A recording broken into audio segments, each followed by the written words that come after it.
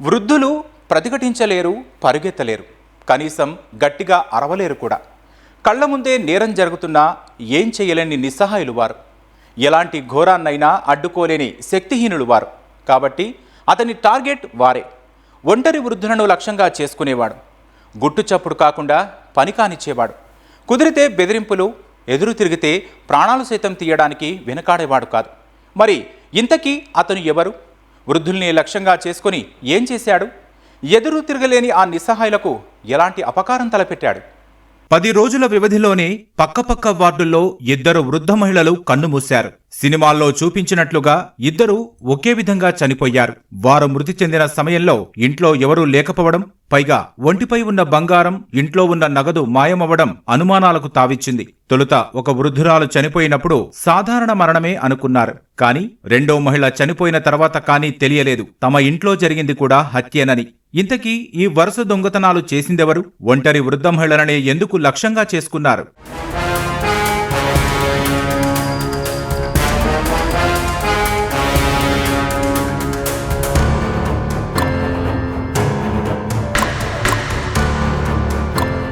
ఏలూరు జిల్లా కైకలూరు పాములవారి వీధి కాలువగట్టు ప్రాంతానికి చెందిన వృద్ధురాలు సోము ఆదిలక్ష్మి 15 రోజుల క్రితం మృతి చెందింది. కుటుంబ సభ్యులు ఆమెది సాధారణ మరణమే అనుకున్నారు. అయితే ఆమె చెవిదుద్దులు, వెండి గొలుసుతో పాటు దాచుకున్న పింఛన్ డబ్బులు సైతం మాయమయ్యాయి. మృతురాలి చెవి వద్ద రక్తపు మరకలు ఉన్నప్పటికీ వారు పెద్దగా పట్టించుకోకుండానే దహన సంస్కారాలు చేసేశారు.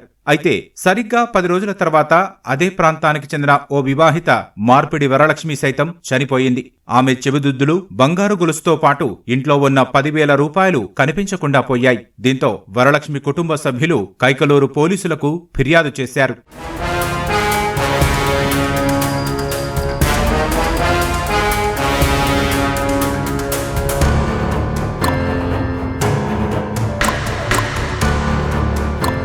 పోలీసులు దర్యాప్తు చేసి వరలక్ష్మిది హత్యేనని తేల్చడంతో తమ తల్లి ఆదిలక్ష్మి కూడా ఇదే తరహాలో హత్యకు గురైనట్లు అనుమానించి పోలీసులకు ఫిర్యాదు చేశారు. 10 రోజుల వ్యవధిలోనే పక్కపక్కనే జంట హత్యలు జరగడంతో పోలీసులు అప్రమత్తమయ్యారు. లోతుగా విచారణ జరిపి అన్ని కోణాల్లో దర్యాప్తు ప్రారంభించిన పోలీసులు ఈ 2 హత్యలు చేసింది ఒక్కరేనని నిర్ధారణకు వచ్చారు. సాంకేతిక ఆధారాలతో స్థానికంగానే ఉండే తుపాకుల ధృవంత్ను అదుపులోకి తీసుకుని విచారించారు. ప్రేమ వివాహం చేసుకున్న ధృవంత్ చెడు వ్యసనాలకు అలవాటు పడడంతో భార్య అతణ్ణి వదిలేసి పుట్టింటికి వెళ్లిపోయింది.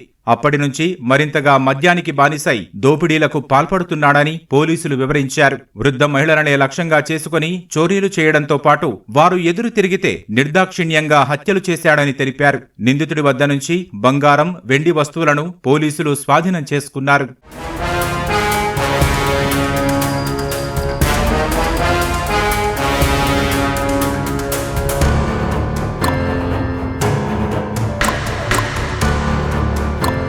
తనందరికీ తెలిసిన వాడే, ఆ చుట్టుపక్కల ఆ ఊర్లో ఆ వార్డులో అందరికీ తెలిసిన వాడే. ఇల్లు కూడా చాలా దగ్గర ఉంటాయి.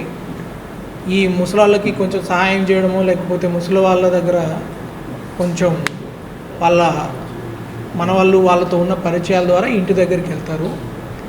తర్వాత అతనికి వ్యక్తిగతంగా కొన్ని సమస్యలు ఉండడం వల్ల మెంటల్గా డిస్టర్బ్ అయ్యి ఆల్కహాల్కి దానికి కూడా అడిక్ట్ అయ్యి ఇలాంటి వృద్ధ మహిళలు అయితే అనుమానం ఉండదు, వాళ్ళని ఏమన్నా చేసి వాళ్ళ దగ్గర ఉన్న బంగారం ఈజీగా తీసుకోవచ్చు. అంతేకాకుండా తీసుకున్నాక ఎవరికి వృద్ధ మహిళ కాబట్టి చనిపోతే అనుమానం రాదు. ఈ 2 కారణాలతోటి ఈ వృద్ధ మహిళని లక్ష్యం చేసుకొని ఇతను చంపేసి ఆమె దగ్గర ఉన్న 3,10,000 విలువైన బంగారు ఆభరణాలు, క్యాష్ తీసుకున్నాడు.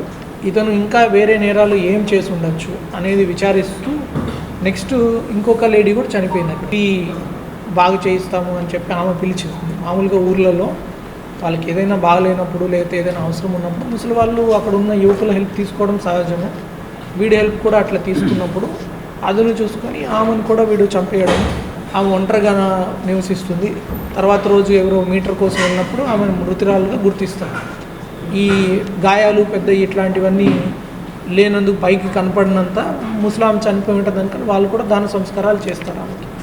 సో ఆ కేసు కూడా ఇప్పుడు డిటెక్ట్ అయింది. సో ఈ 2 మర్డర్స్ చేసిన ఈ తుపాకుల ధృవంత్ని మనం అరెస్ట్ చేయడం జరుగుతుంది.